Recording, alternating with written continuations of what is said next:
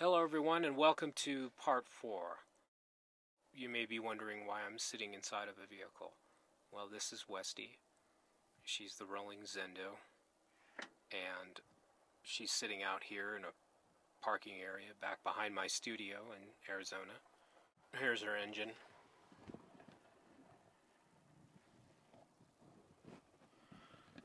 There was a dream at one time to be doing podcasts from this vehicle and combining with that the recording of nature sounds that would be put into a video shared with you on YouTube like I'm doing now with a guided meditation. So all of those things are there. We just need to get the engine going again, and there'll be more on that, sharing with you some ways where you might be able to be a part of that if you are so inclined.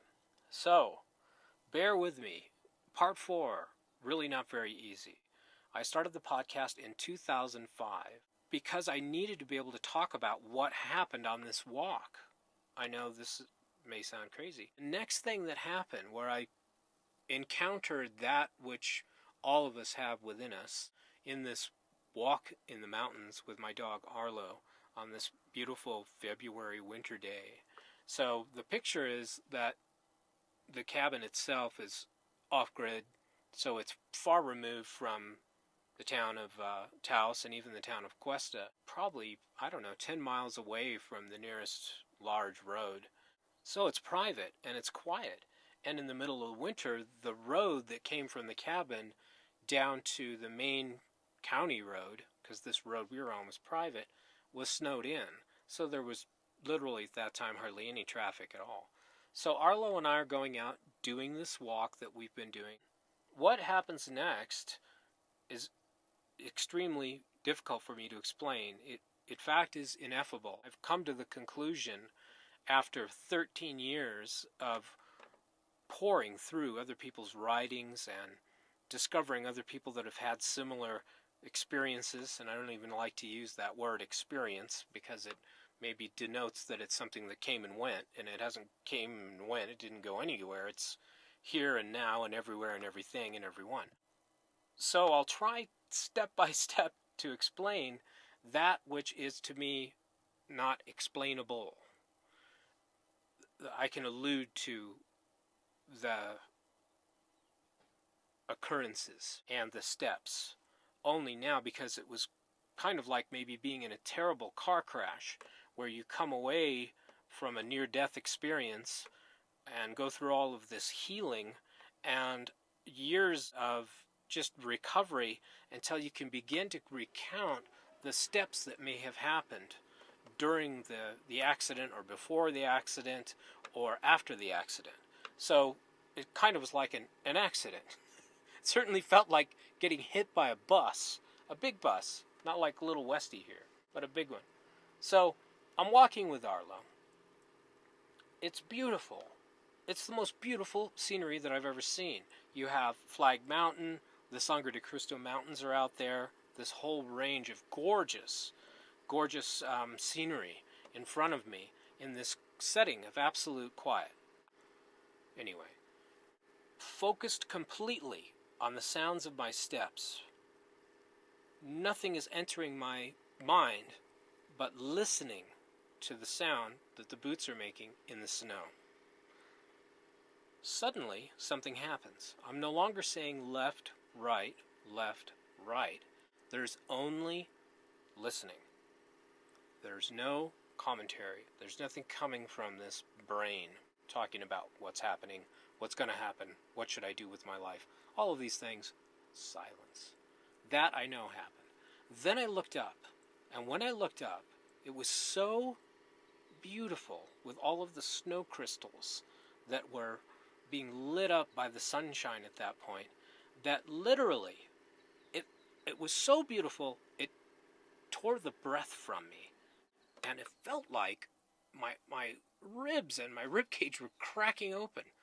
And I burst into tears, but it was pure bliss. It was pure joy, bliss, ecstasy. Then a thought arose. The thought was, shit, I'm dying, I'm having a heart attack. And that's what it felt like. And it was glorious. It was absolutely the most beautiful thing that I have ever experienced. And like I said, I don't like to use the word experience because now that I know, after the accident, after the death of Robert, that I've looked back on it and I see now that it wasn't a state or an experience that came and went. It's always there. It's always on. It's always happening. It's always available. And it is our true nature. That bliss and that happiness was killing me. And I knew it. My life literally flashed before my eyes. I saw everything, just in a flash, like they say in these near-death experiences. And then what happened next, and this is all happening, I don't know, time is kind of gone, so I don't know how long this is taking, but this love is filling me so much that it is killing me. It's going to make me explode. One more little ounce of this, and I am going to turn to ash, and I know it. I have one split second of absolute total terror, and then I see a funeral, people there at my funeral. I'm dead, I'm gone, and I don't care. I am completely held, and held by this loving awareness. That's the only thing that I can call it. That's what I call it. This was love beyond love that could ever be explained. And it was aware of me and everything, and it was holding me, and it was okay. Whatever was left there of Robert let go. It let go. It gave in to the love. It was beautiful. Why not give in to it? And when that happened, again, after years of being able to kind of go back and refer to try to remember what happened, being hit in the chest with this bus of love, whatever you want to call it, that killed me, I had the knowing that there was no death. All fear left me in that moment. It has never returned. I do not fear death because there is no such thing as death. One of the things that I took away after this knowing, this understanding, this, I think Suzanne Segal calls it collision with the infinite. And that's exactly what it was. Robert went, no more Robert. And then, in a flash, suddenly I somehow know everything without knowing anything. There's some sort of wisdom there of knowing that everything and all things are okay. All is well. I am well. I don't exist because I never did exist. None of us exist. Nothing is existing in the way that we perceive it. All is loving awareness. I looked up. I remember looking up, and now I think I had fallen onto my knees, and Arlo had come up, and he had seen, that I was crying. I was crying this whole time, but there was just ecstasy and joy. It was bliss, amazing, just never-ending, unbridled, outpouring love. And I hear, this is you. This is who you are. You are this. Everyone is this. Everything is this. All things are alive. All things are awake. There's no one to awaken. There's no one to enlighten. Everything is awake and alive. Everything is one. And in that oneness, everything is no thing at all.